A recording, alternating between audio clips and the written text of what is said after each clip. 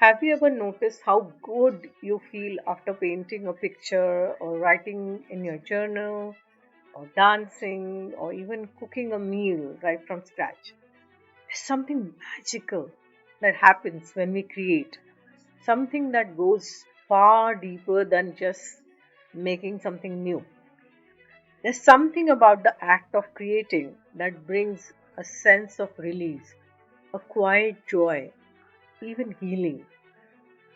Today, we are going to explore why creation isn't just about any artistic pursuit, but actually one of the most powerful tools for healing and transformation available to us. Creation is healing, not just because it makes us feel good temporarily, but because when we create, we step into divine alignment. So let's dive deep into this. Why creating something is extremely healing, and it is one of the most powerful medicines for your soul. I'm going to talk about 5 reasons why creating is healing. Hi, this is Akanksshaa. Welcome to my YouTube channel Multidimensional Soul. If you are new here, please subscribe to my channel. If you have already subscribed, welcome back. Whether you're dealing with stress, emotional overwhelm, or just feeling stuck in life, I'm going to share with you 5 profound ways that the act of creation can become your pathway for your healing. And at the end of this video, you will understand why every single thing you create, no matter how small, is actually a sacred act that benefits not just you, but for the entire world. So stay till the end.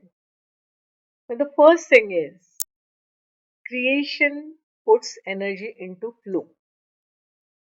When you're feeling stuck, overwhelmed, or heavy with emotion, what you're experiencing is the energy of stagnation. Emotion is emotion, that is energy in motion. Means you're meant to move.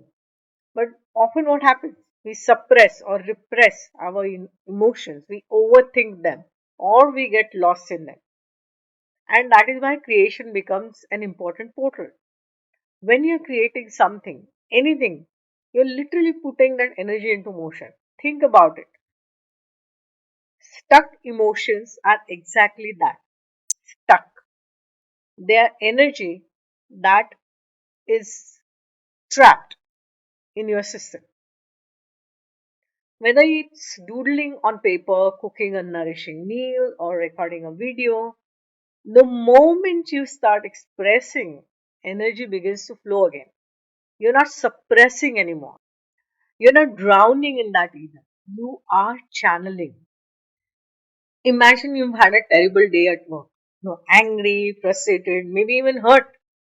Instead of just being in those feelings again and again, let's say you decide to bake bread.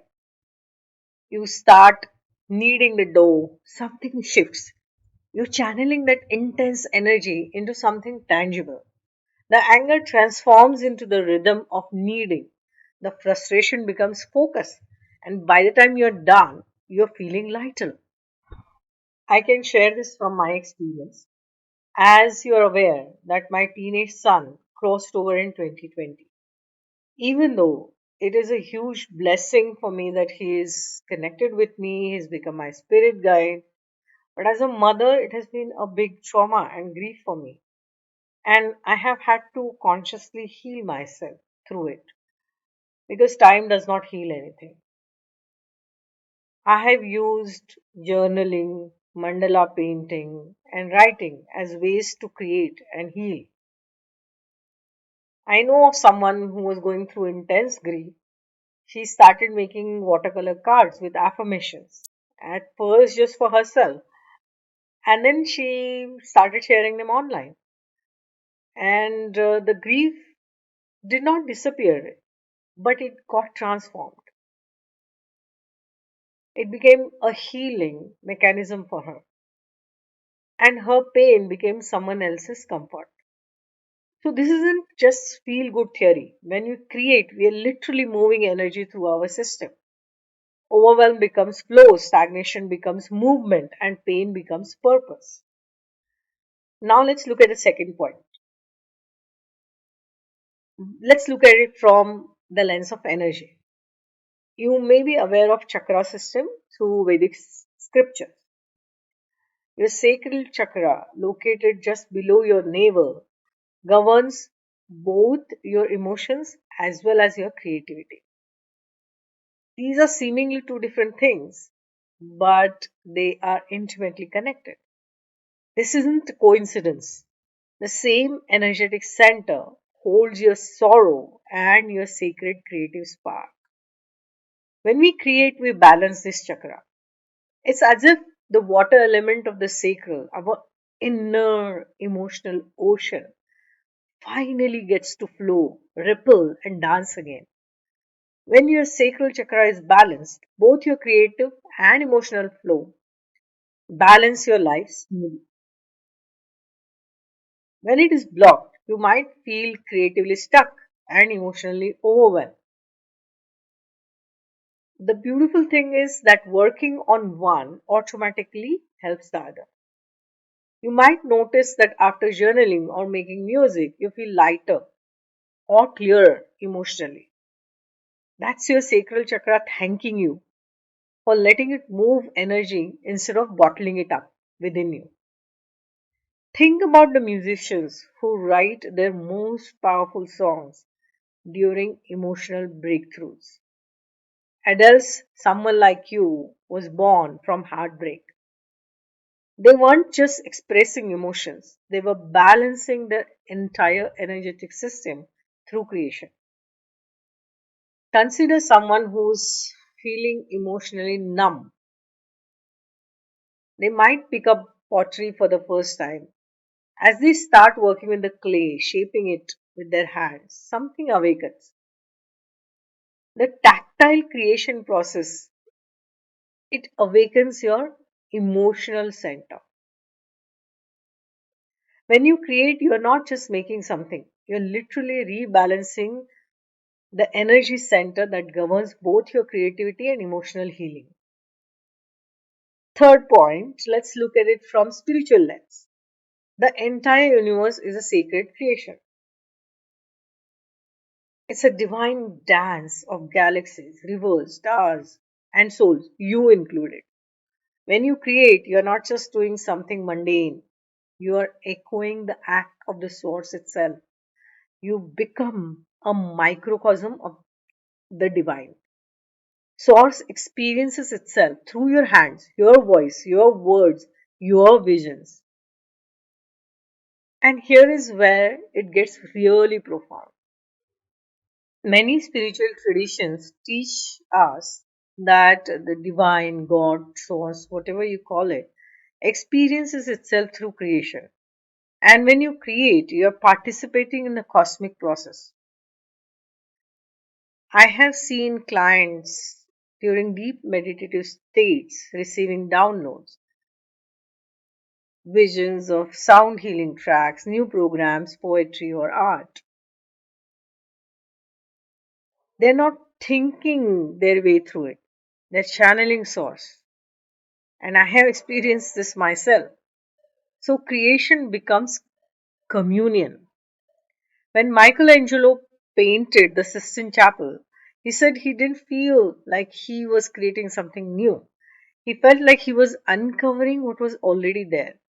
And many artists describe this feeling of being a channel for something greater than themselves. This perspective transforms creation from a personal hobby into spiritual practice. Every time you create something, you're connecting with the fundamental creative energy of the universe. You're not just healing yourself, you are participating in the ongoing creation of reality itself. Now, number four is here is something beautiful about creation. It's just never about you. Creation is healing, not just for you, but for others also. When you create something positive, it ripples outward in ways you might never fully understand. When you create something aligned with love, be it a song, a post, a course, or a kind word, it carries light. That light doesn't stay with you, it travels, it touches hearts you may never meet. You may think you are just writing a blog or making a reel, but someone might come across it on their hardest day and find hope. And that's not just self expression, that is seva, sacred service. So many people have reached out to me saying that my posts, my videos have touched their heart so deeply and helped them heal. And I feel blessed to be an instrument of the divine in the co creation. A teacher who creates an engaging lesson plan isn't just serving their own creativity, they're potentially inspiring dozens of students. And one of the students may become a scientist who may help humanity. So, this ripple effect is actually infinite. Someone who creates a beautiful garden in their front yard isn't just healing themselves through the act of creation, but they are brightening the day of others who are passing by that garden. They are increasing the neighborhood's beauty and they're supporting local ecosystems. A person who writes and shares their story of overcoming depression through art isn't just processing their own healing, they're providing a pathway for others struggling in similar challenges. When you are creating something positive, you're literally channeling love into form.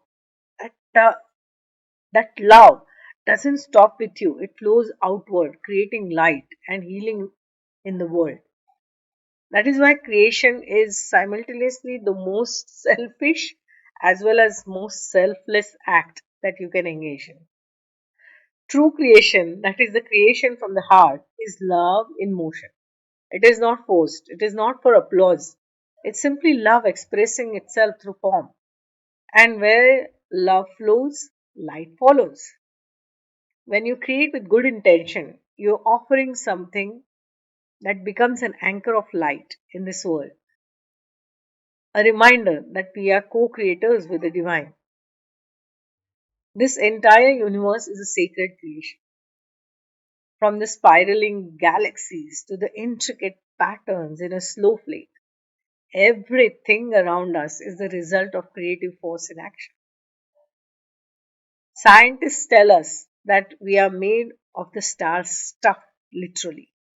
The carbon in your body, the iron in your blood, the calcium in your bones, all of it forged in the heart of dying stars. You are creation becoming conscious of itself. Consider a musician who improvises a melody. In that moment, they're tapping into the same creative principle that formed the planets and the galaxies, that cause the flowers to bloom, that makes your heart beat. They're not separate from the universe's creativity. They are the universe being creative. When you understand that you are part of this sacred creation, every act of creation becomes a form of prayer, a way of honoring the magnificent creative force that brought you into existence. I had talked about 2025 energy updates and especially why creation or creating something new is so important for collapsing timelines, raising your vibration, and that is the guidance for 2025. And that was a different perspective. Today is a different perspective. How creative energy can also be a healing energy. I'm going to link that video in the description below. You can go through that as well. So, the next time you're feeling stuck, overwhelmed, or disconnected, ask yourself, what can I create right now that feels like love? Remember this, you have access to one of the most powerful healing tools in existence. Whether you paint, write, cook, dance, build, or create, in any other way.